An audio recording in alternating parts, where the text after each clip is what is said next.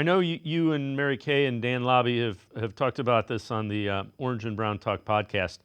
Um, there are reasons that the Browns probably shouldn't trade him, other than the fact that he's a really good player. What are some of the things that you guys talked about that they may not trade him because of?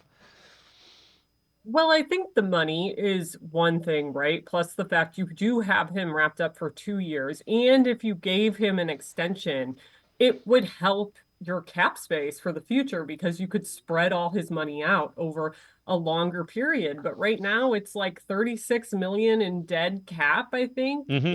It's not great for a team that is already going to have their cap troubles and dead cap money for guys who are no longer on the team, right? So financially, it's not really that feasible. And for me, what I've talked about is draft picks. If that's what you're getting in return, I understand why fans get so excited over first round picks and maybe viewing this as an opportunity to recoup the three they lost when they traded for Deshaun Watson. But realistically, draft picks are unknown entities. You don't know what they're turning into.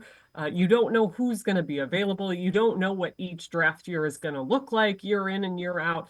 It's almost like a marketing strategy for your fan base as opposed to something tangible in return. Now, I know obviously analytically why the Browns think they're valuable, but I just think even though Myles Garrett is getting older, he's a sure thing. So it makes it really tough to want to deal him. But the financial implications of it alone, I think, are what make it toughest. And he wants to go to a contender, right? That's kind of his talking point.